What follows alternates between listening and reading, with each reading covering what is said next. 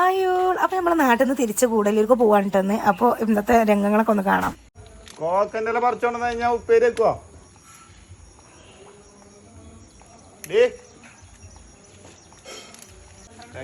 ഞങ്ങളെ നാട്ടിലെ കർച്ചീര. ഇതിനെന്താ ശരിക്കും പേരൊന്നും വെച്ചറിയില്ല.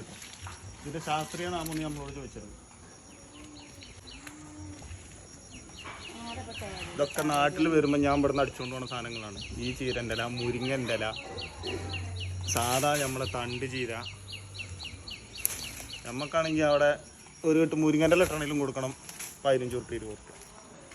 ഉമ്മ അതും കൂടെ കണ്ടുമ്പോ കോക്ക ഉമ്മാൻ്റെ കോവയ്ക്ക് ഞാൻ പോകാന്ന് പറഞ്ഞാൽ പെൺകുട്ടികൾ കെട്ടിച്ചിട്ട പെൺകുട്ടികൾ പെരയ്ക്കുന്ന മാതിരി 5 അമ്മ നിറച്ച് സാധനം പറിച്ചാണ് ചാക്കിലാക്കി എടുത്ത് തരും. കൊണ്ടുപോയിക്കാൻ മാനെ പറഞ്ഞാണ്. ഞാൻ അവിടുന്ന് വരുമ്പോൾ കജ്ജും വീശിന് വരും. പോകുമ്പോൾ ഒരു ചാക്ക് സാധനം കൊണ്ട് ഇവിടുന്ന് പോകും. കുഞ്ഞാളെ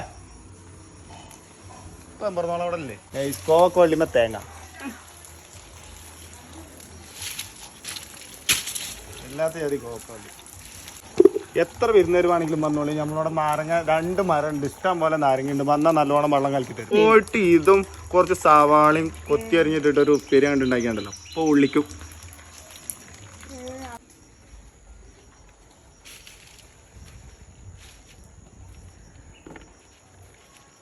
നമ്മളെ പേരിലുള്ളതൊക്കെ വല്ല ആടും പോത്തും വല്ലത് ഉണക്കണ്ട ഇലൊക്കെ പാടെ പറിച്ചിട്ട് വെച്ചിരിക്കണ്. മുരിങ്ങന്റെ ഇല, കർച്ചീരന്റെ ഇല, കരിയേപ്പിന്റെ ഇല. ഇതൊന്നും തികഞ്ഞിട്ട് കോവക്കന്റെ ഇല ഇതില്. ഇനി ഇതുമല്ല അപ്പുറത്ത് ചീരന്റെ ഇല. പെൺകുട്ടികള് സാധാരണ ഇങ്ങനെയൊക്കെ കൊണ്ടുവന്ന് പറയണേക്കാം. ഇത് നോക്കി ആൺകുട്ടികളെ ഇല്ലോടത്തോളം കെട്ടി മാറാക്കി പോകും.